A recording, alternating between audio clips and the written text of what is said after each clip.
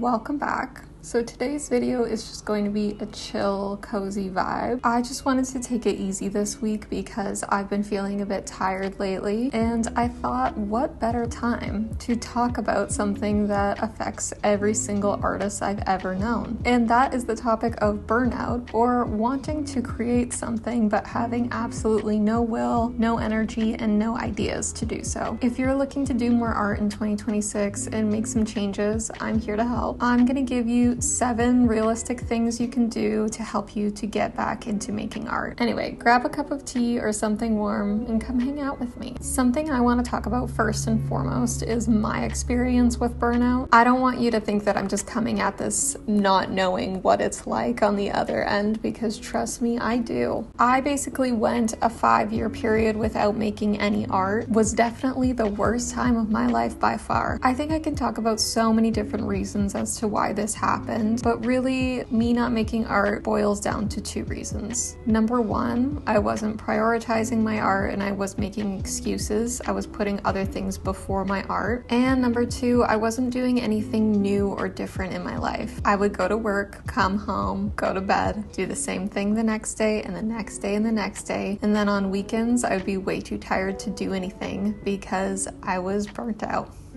And then the cycle would just continue. I always felt a lot of guilt in the moments that I wasn't making art, and when I finally would put the time aside to make something, I was never able to deliver. I felt like the moments I was giving myself to paint were so rare that I really needed to take advantage of them, and I was just putting so much stress on myself that I couldn't make anything. What I did to come back from burnout was to not put any pressure on myself at all to make any art, which sounds extremely counterintuitive, but it actually worked. I basically tricked myself into doing art again by distracting myself with other things. The more I started focusing on things outside of my art and outside of my job, the more I actually wanted to come back to art. It made me miss it. So these are the things I'm going to share with you that still help me to this day and that I'm going to be doing this week because I need to start painting again next week, and I hope that you're able to find at least one thing that you can take away from this video. The first thing I'm going to mention is going to annoy so many people, and I'm so sorry if this is annoying to you here, but what I do is I just try to go on social media a lot less. Doom scrolling actually took a lot away from me, and I'm trying not to doom scroll all day long. The other things that I'm going to mention on this list are going to be the things that end up replacing your doom scrolling, so please bear with me. I just think our minds weren't meant to get dopamine hit after dopamine hit over and over for hours and hours. I also think that as an artist on social media, you can create unrealistic expectations of yourself when comparing your work to other artists. Some people are faster at making art, some people are slower, some people have been drawing and painting for years. I think that it's just unrealistic to look at someone else's work and then compare your journey to theirs. It's just not fair to you. I make excuses as to why I can't do the things I love. I have no time, I have no energy, but the reality is if I were to just replace my scrolling with doing the things that I want to do, the things that I find replenishing to me, I would have time and I would have energy. It's just a cycle I've noticed in my life, and I think that other people are struggling with it too, so I thought that I would mention it. Okay, so let's talk about the things that actually bring us joy in our life. Think about something that is actually extremely easy for you to do and that you love to do. For me, I love seeing my friends. I'm probably gonna make some time this week to grab a coffee with Brandon and just gab. Brandon's one of my best friends. He's one of those people that are easy for me to be around. I don't need to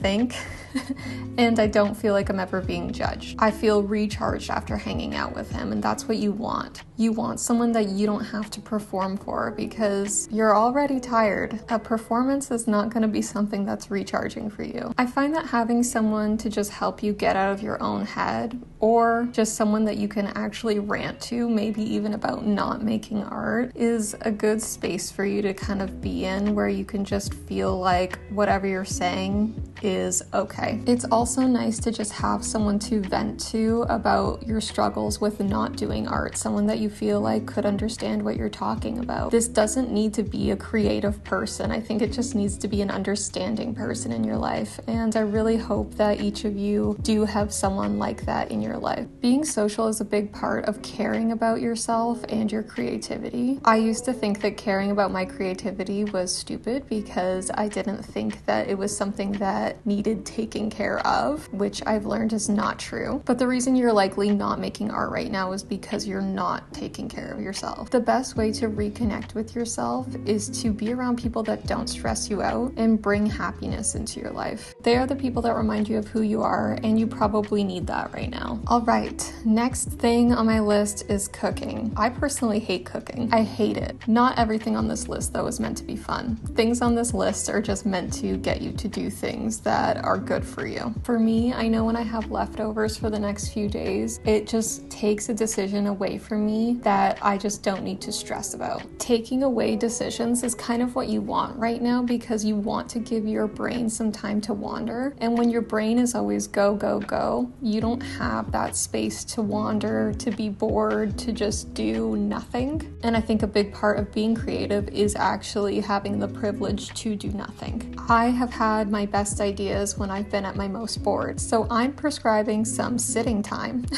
with doing absolutely nothing. It is helpful. I'm not talking about sitting and scrolling. I'm talking about time to just sit and do nothing. I think it's an extremely hard thing to do, but I also think that you kind of need to chill yourself out a little bit. Just trust and believe me. I feel like you just need time to not be thinking about the next thing to do and just be like, well, I have a half hour now to do nothing and I'm going to take it. Okay, moving on to our next one, which is cleaning. Again, not a very fun thing. I find though that cleaning can be really good for me personally though. When things are organized, I just feel really accomplished, and then I just also love being in a clean space. Cleaning can be organizing your art materials. It can be organizing your apartment. It can be cleaning off your palette, which is something that I need to do this week. I think just getting in the mindset of cleaning and organizing kind of makes your brain have some time to just wander around and do nothing, which again is what you need. I've also noticed that cleaning just kind of feels like a new beginning, a fresh start. You need a fresh start. I also think that you don't need to be super intense about this. If cleaning to you just means clearing off your desk that you used to draw on, that's totally fine. Just do a little something. When I'm really not in the mood to clean, what I do is I set a 15-minute timer, and then I pretend that I'm a professional cleaner and I only have 15 minutes to clean someone's house. And if it's not clean enough, then they're gonna come in, yell at me, and then fire me.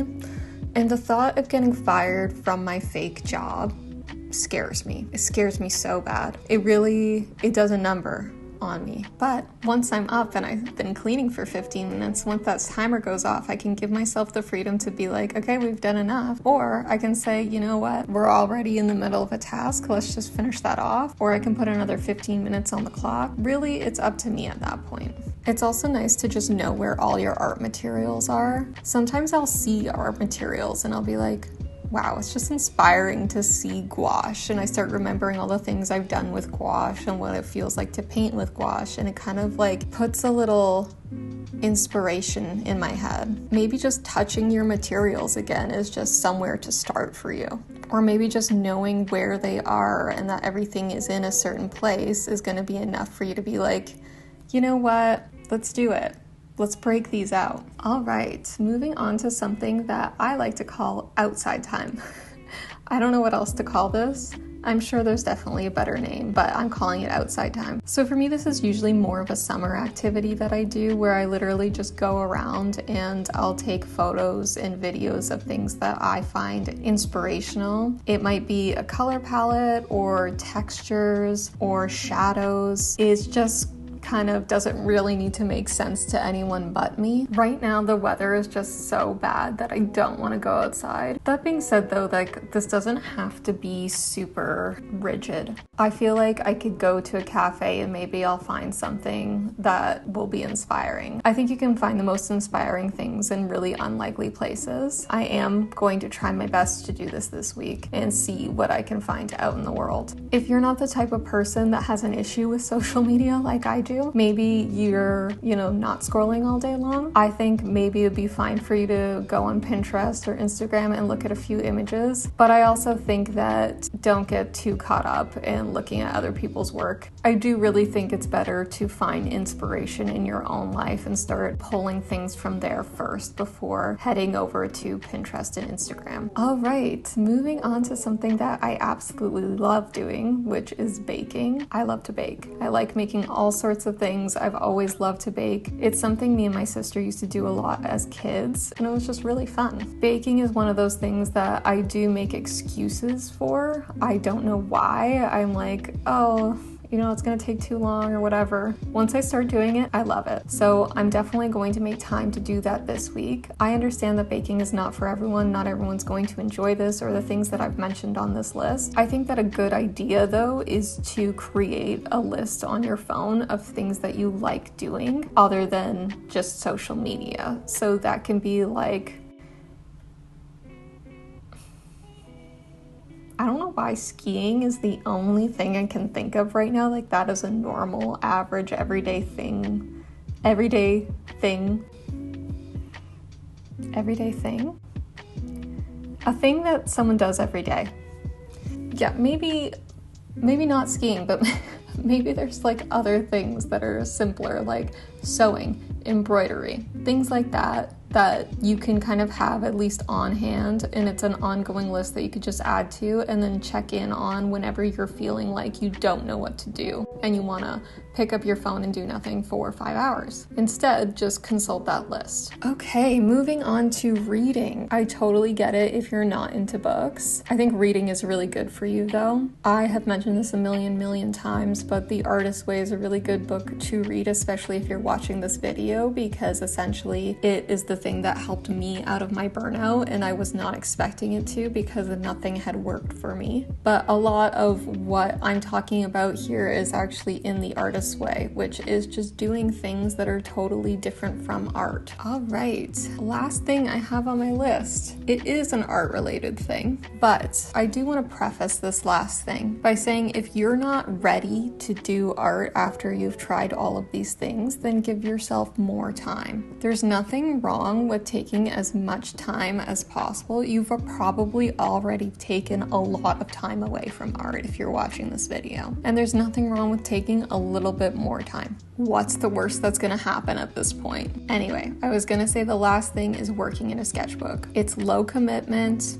It's not like a big deal. If you feel like it is a big deal to even work in a sketchbook, I would say that just start drawing on like a scrap piece of paper or start taking things and collaging them into your sketchbook. I would always try and force myself to do art when I was feeling really burnt out, and it never worked. I was never invested enough to do it. I was just kind of either sitting there and spacing out, thinking about other things, or I would be drawing and just hate it so much. So don't force yourself. If you're not ready, you're not ready. Start doing other things until you want to come back to doing art. I think that starting with a sketchbook is a good idea, just because if you start with something that's too intense, like let's say an oil painting, like a large scale oil painting, it's going to be too overwhelming for you to just get back into art just like that. It's also a very high commitment. Sometimes oil paintings can take months to finish off. It's better to start with something that's just like a whatever. Maybe you have 45 minutes to just do a little something in your sketchbook, and then that's that. The other reason why I say maybe working on a scrap piece of paper is the way to go for some of you is because you can always throw that paper out afterwards. I don't know how any of you feel about throwing out your art, but I do it all the time.